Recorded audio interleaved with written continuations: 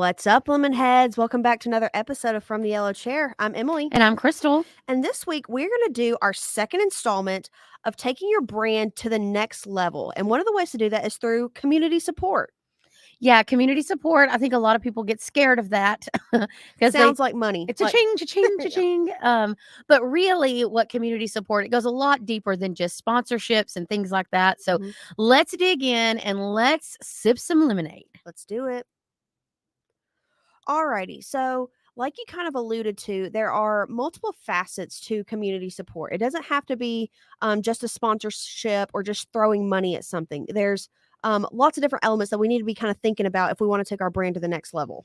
Well, and your brand to the next level means more people engaging with your brand in a more relationship style environment. So what you don't want to do is just like force your brand down people's throats. I mean, I kind of do, like, through billboards and stuff. Like, I kind of want them to be like, gosh, I'm sick of you. You can't help but notice me. Yeah. But the community support side, and that's just a term that we've coined for getting involved in your community. So whatever that looks like. But I've seen a lot of contractors, they'll sponsor this little baseball team. They will, put a little banner up at the local park and things like that. A little ad in the high school yearbook. Yeah, and all of it's good. So I'm not here to hate on you. First of all, I know what a lot of you are thinking. I think it should be 0.5% of what your total revenue is. So I think if you took your total revenue and gave yourself 0.5%, those of you that are at any sort of larger substantial amount of revenue, that's a pretty decent start for you. That's what you should allocate money wise to spend in community support. Yeah, like sponsoring this and that. Yeah. And if anything, remember, you're the boss. So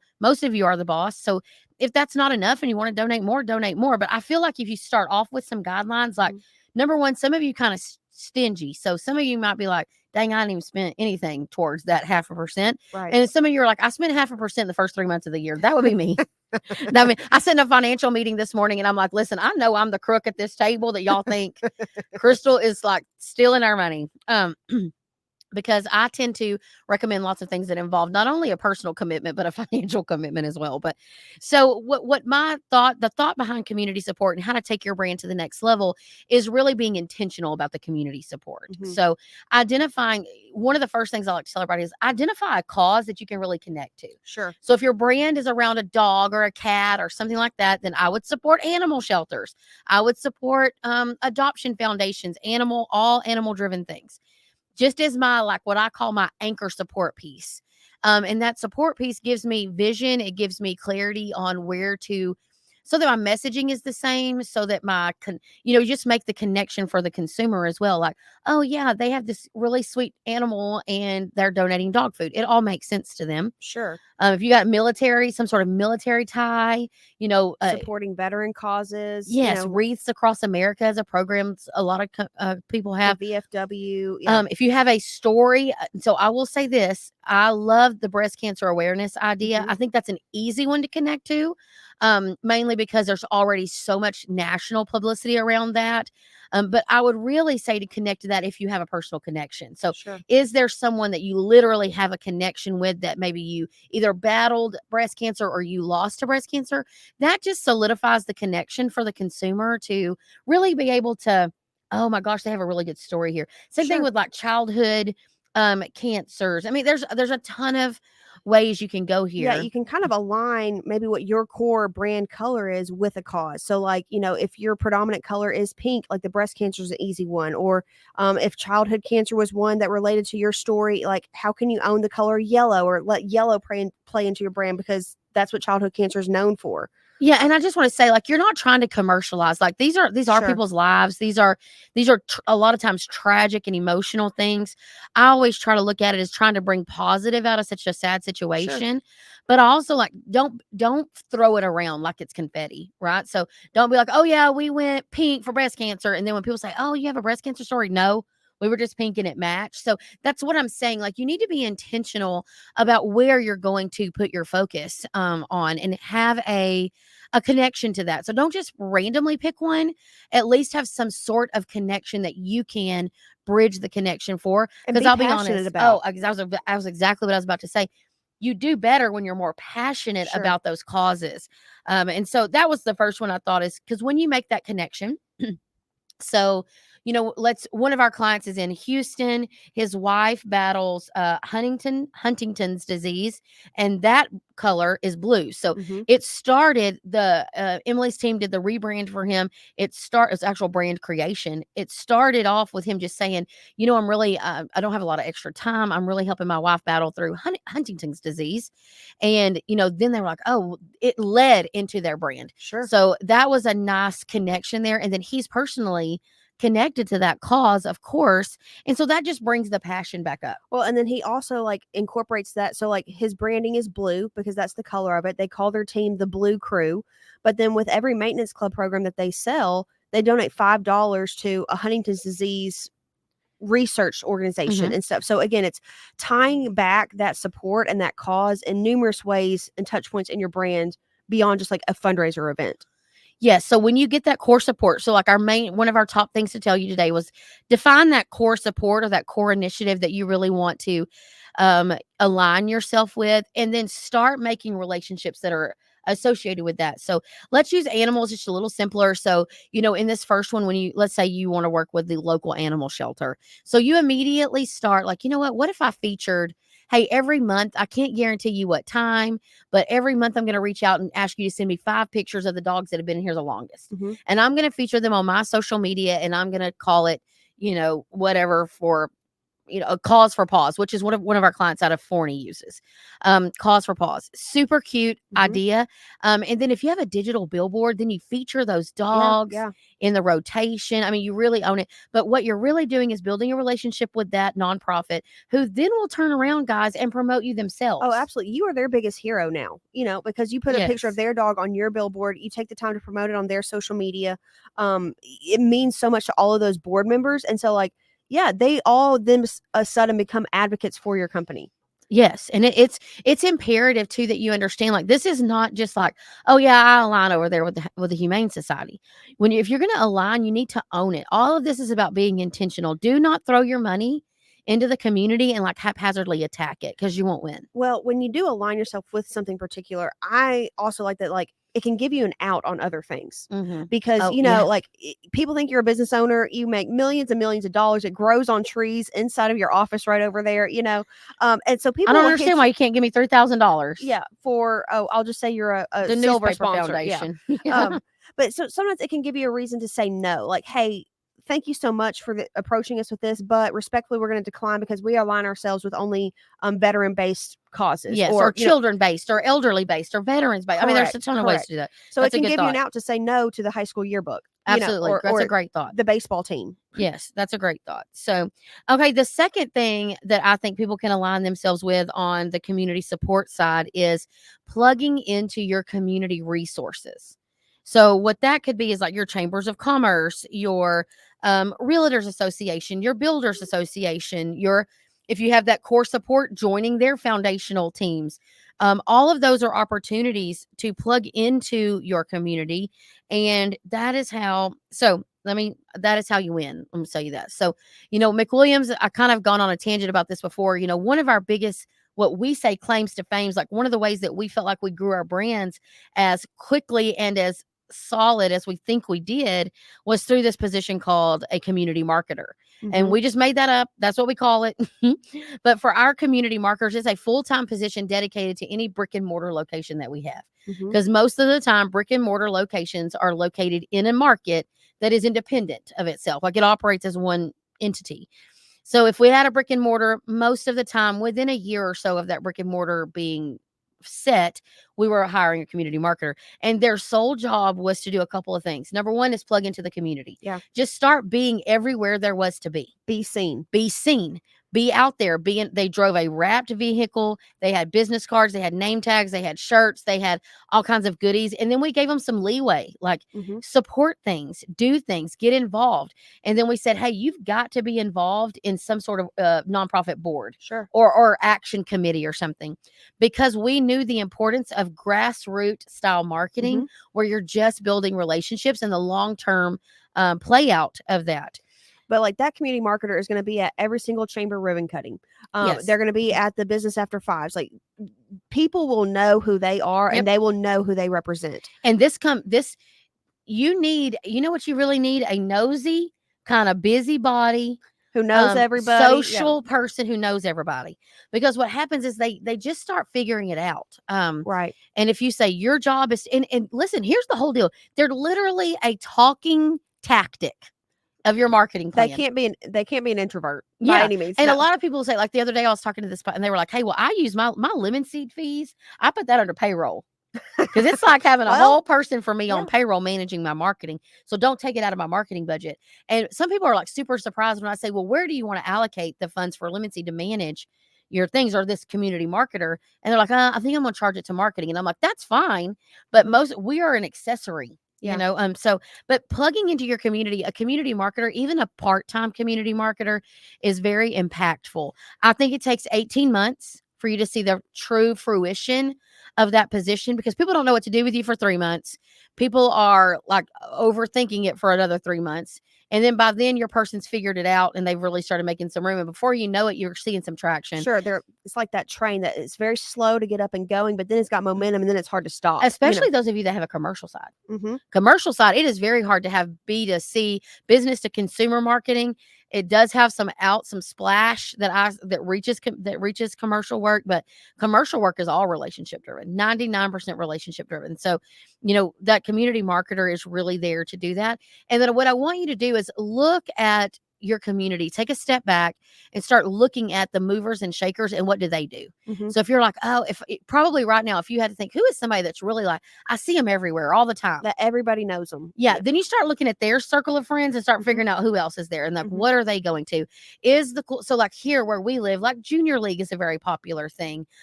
There is lots of boards, Habitat for Humanity, Junior Achievement, the Family Crisis Center. All of those are really good boards to be on, and places to be active. Emily and I have both served on a couple of those boards.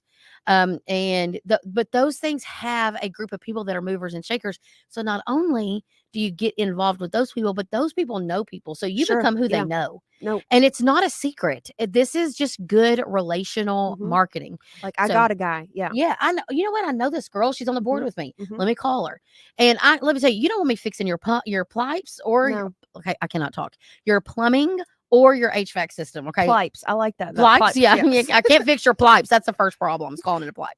But yeah. So when you get involved in the community, I think what it just does, it just elevates your exposure to a broader range of people. Again, it's about finding the right person to be in that role, but getting active there. Well, sure. And I think for the community marketer to be successful, like at least the leadership team has to have clear expectations of what that role really looks like. Because you're going to look up and be like, this girl, she's always gone to some type of lunch, going to all these parties, if you will, for these ribbon cuttings or after things. Like, what does she do for the want office? Your job. Yeah. No, you just flit around town. But like, you don't realize how hard it actually is, but it also gives some intentionality for that person to be, that's their sole job, or like at least their full part-time job. Because we all know, as the owner or as the sales manager, whatever, like you aren't going to the ribbon cutting. Like you might have good intentions to, but like that's the first thing that's going to get dropped the second something else comes up or gets hairy in the office. Well, and most of you need to stop working so deeply in your business and start working on your business. And so a lot of this is just to me, this is a $50,000 employee or here or there, give or take $10,000 depending on where you live.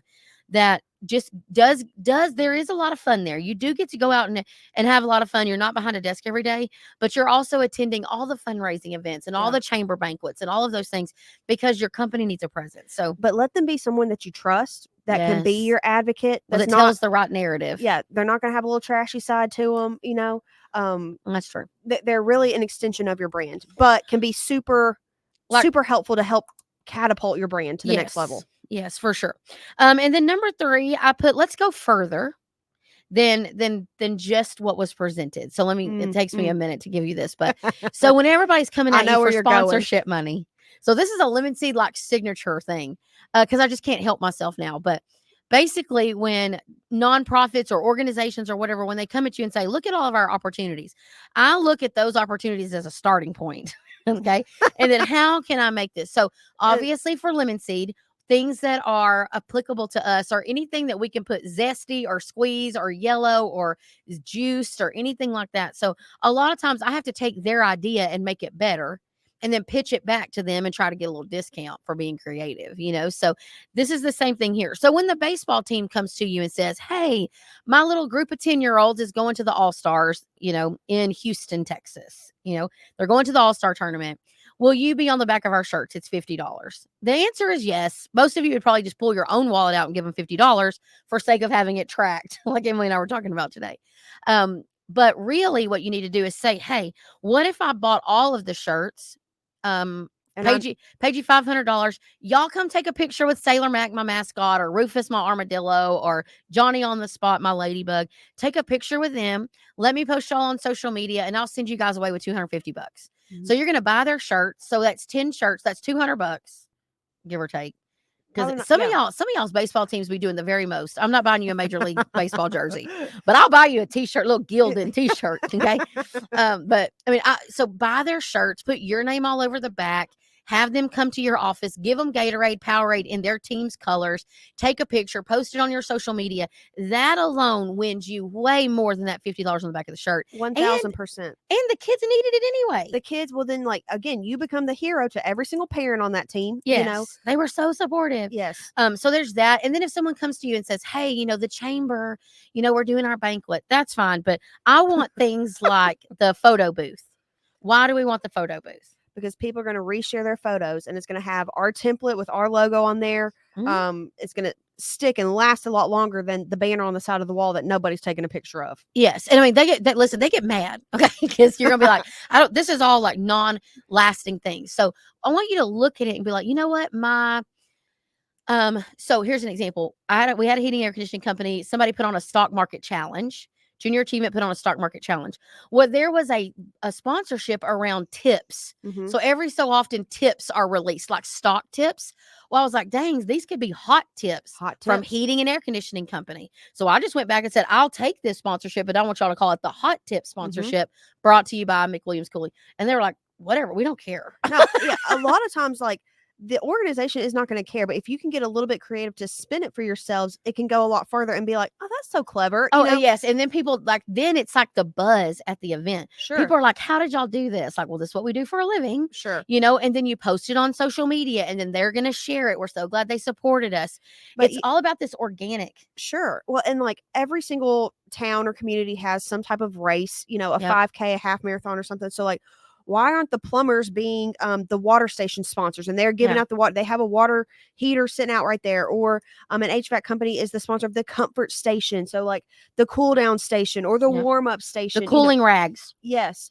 A comfort tent, give massages out. Okay. Whatever people relate to comfort, but hey, they recognize comfort and they associate it with me. I'm going to tell you, if I was a plumber, if we had this, we don't have this where I live. We could have had it this week with the weather, but the Plunge, if I was a dang plumber, I would be owning every plunge that everyone was taking. I'd sponsor the whole plunge event because it is so direction to what, and people would be like, this is hilarious. Like that y'all are. And so I'd have toilets. Give them a golden plunger at the end. You did it. You did it. You won, But people love stupid things like that. They do. When we were at the Junior Achievement, the dodgeball event, we had golden wrenches because it's the dodgeball movies, if you can dodge a wrench, you can dodge a ball. So we had golden wrenches. And that was the signature event to everyone. They look forward to that stupid wrench. Yes. And then we spray painted dodgeballs. Yes. And made our own awards because it wasn't about the actual award. Correct. It wasn't a 25 years with our company legacy crystal plaque, not going to pass TSA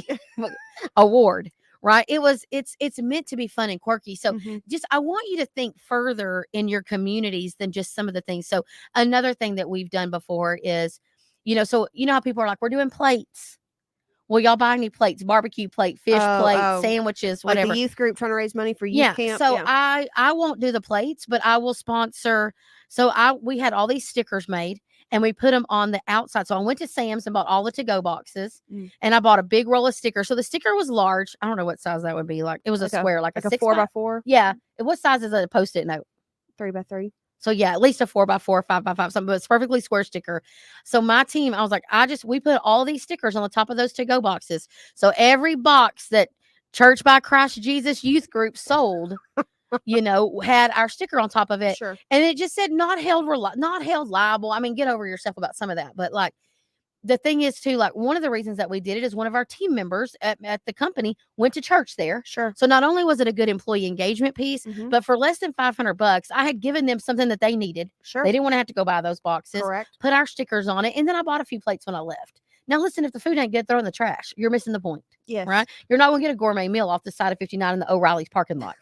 Okay? If you might. I mean, you might. Crystal did not just make up that analogy. Okay. This is a real life event happening in East Texas. So, I mean, literally, like everybody's over here at the O'Reilly's at the corner selling barbecue plates. And listen, it's a 50-50 shot. It's Texas. So odds are the barbecue is going to be good. Right? But sometimes, like if it isn't, like get past yourself and realize what the support is. But don't forget to snap that picture of them holding those things and say, listen, this is how you do it. Now listen to me. Some of y'all get real hung up and bragging on yourself. The Lord said to give with a grateful heart. He did, but the Lord also wants you to make some money. Sure. Okay. So that you can continue to have a business and employ good people. And for some of y'all, give back to the church. Okay. But what I'm telling you here is you take a picture and you say, we were proud to support these boys and girls out here raising money. Here's how you can come support the boys and girls out here raising money. Right. So come on now, let's think a little deeper than that. Right. Yeah. That's another thing is like, a lot of you guys are already doing community support. You're already spending money in some ways. You maybe just aren't maximizing it, and you certainly aren't telling people about it. It's okay to, I don't want to say brag on yourself because that has a negative connotation, but just like you said, like spin it in a way of like, how can you also continue to help this organization? Yeah. So I call it like lightly bragging on yourself.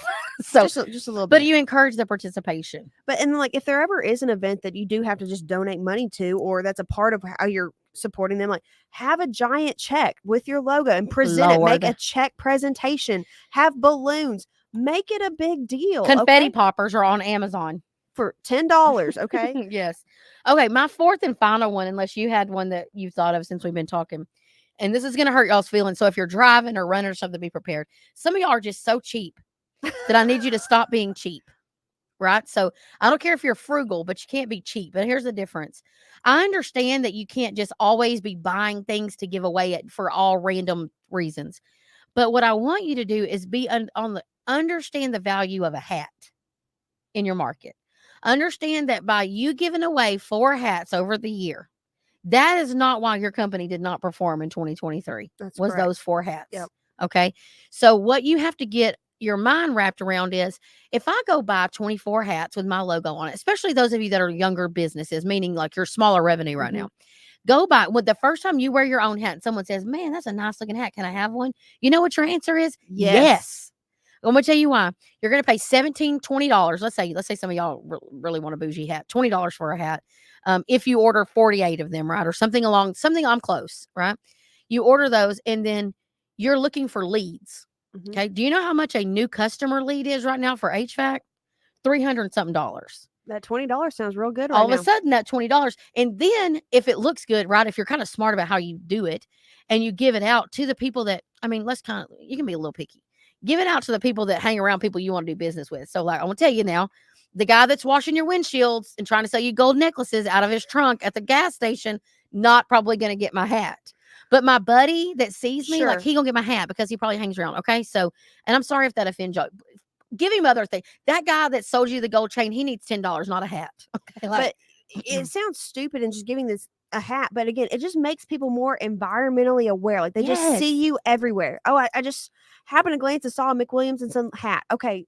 In and out. They didn't make any money directly related to that. But like overall, people just feel like they know you because they see you. Yes. I went to, I'm on the board for Women in HVACR, and I went to our event, and this lady was like, oh my gosh, can I have one of y'all straws? And I was like, which straw? Because we like to change it up around here. Did we bring straws this time? And I'm like, do I have a straw right now? But what it was is we decided at one of our shows, for a couple of shows, we wanted to give out those big like smoothie straws. And they were bendy and everybody loved them. They were a hit. And you know, like those straws were not 30 cents. I mean, they were $2 probably or so. I don't know. No, I don't think they were that. They were not that much. Not that bad, but they were unique and they were different. And so, and you know why we bought straws? Because how do we open up this episode? We said, let's sip some lemonade. Yep. So again, it's tying it back to our brand. That's how we're going to sip it through this silicone straw. Yeah. And people love it. And they're like, can I get some for my kids? Like, yes. Okay. And, the other thing that we did that people go stupid over is an air freshener. Oh yeah. And they will ask us, because we stink at sour marketing. I cannot take credit for that. That was 1000% Emily. But it is like literally when people come to they will come and they'll say, "Oh my gosh, y'all are our favorite booth." And it's because we have crazy stuff over there, right? We're always going to make the connection. Like, it's clever, yes, it's memorable, and so it sticks with people. And we'll open up those dang air fresheners so that in the whole trade show room smells like lemons. yes, Like, and our suitcases. Yeah. But what you have to remember here is that hat that you bought, that you give out, that is that's just grassroots marketing. And so when you're out. You don't have to buy anymore. Remember, you own your company. So hey, you know what? I'm going to buy 12 hats right now. I'm going to kind of give them out here and there, and then I'm going to wait a little bit, order me 12 more hats. And then before you know it, you're going to look around and be like, dang, people really like my hats. And that's just one example. But, and I'm just pushing you a little bit to not be cheap in the sense of, don't be scared to kind of go out on a little limb every once in a while. Emily and I have done some things for our booth that we thought were going to be very big hits. And then we're like, oh, that didn't work. We ordered these water cups. I'll start again. So Emily and I ordered these water cups that had like a juicer at the bottom. And we were like, these are so cute. And they were, but people were like, it really didn't move the needle with them. Stupid things like the air freshener and lips. We can't keep chapstick at our booth either. And we have little bitty, like, they're yellow folding chairs. Yes. That's this little cell phone holder, but the dumb, stupid Yeah, little plastic because we stabilize your marketing. Yeah, and people go nuts for it. Like, it's until the chair's a little wonky and janky and it falls down. And I mean, stuff. it's like, super cheap. Okay, yeah, but it was quirky. So no, and it was a hit. So the whole point of this was just to remind you that be fun. Number one, ease up. Be fun. If you sponsor, sponsor sending the snow cone truck to the hospital for a few days to the workers. Send it to the school. Sponsor it at your kids' field day. But do not put your brand on there and say, we've been keeping you cool since 1979. Sure. We've been, we're the cool kids on the block. We're not just the new kids. We're the cool kids. Like all kinds of cool stuff. The hot chocolate station when it's cold. Give out ice scrapers. I wish we had like the need for ice scrapers because I just want to give one out. But you want to shovel snow in your driveway and stuff? No. I want to give them away. Ice scrapers. No, don't make me shovel snow. Say, what? You don't want no ice scraper. It snowed here one time. And I was like, oh, this is terrible. Thank God for Texas, right? Yeah. But so anyway, so we were here to tell you how to take your brand to the next level. So those of you that are ready for this, and trust me, not all of y'all are ready to go this hard in the paint, as I say. So driving to the basket there for your best basketball references. But basically, community support, the first thing we said was initiate that core support, your initiatives here. So your core initiatives of what you're going to support. Define either types of organization or a specific organization that you're going to go for, and really plug in with them and really invest the majority of your content and your dollars towards those organizations. Yeah. Get intentional about plugging into your community. So is that a designated person, a community marketer? Is that a full-time, part-time? But you got to have some intentionality to it, or to be so hit and miss, it's not going to make any traction. And when you'll get over it real fast. Correct. So plug in chambers of commerce's, PTAs, realtors associations, all of those things. Number 3 was go further on opportunities. Think past what's just in front of you and see if there's a deeper way to make a connection for the brand, the way your brand, the editorial style of your brand, like the way you write things, the way you say things, and see if there's not a way for your brand to stand out, because you will be the squeaky wheel, right? Go back and ask for a little bit more, or a little bit more ingenuity there, like be a little bit more creative. Yeah. And then lastly, don't overthink it. Be fun. Don't be so cheap. Okay. It's just money and Jesus paid it all. Okay. Oh, amen. Amen. So it's going to be okay. Absolutely. Well, guys, thank you so much for listening to the second. We have one more coming up in the next couple of weeks, but the second of our How to Take Your Brand to the Next Level. We are super excited that you guys have listened. We love knowing that you hear us and see us. And so leave us a review. We could really use your reviews. That's the best way to show us your appreciation. We love that. So go rate us anywhere you see us, listen to us, on podcast or on our social media channels. And if you see us at a show, just look for Yellow. We'd love to see you, give you a hug, take a picture. Yeah. So thank you for listening to another episode. See you next time. Bye.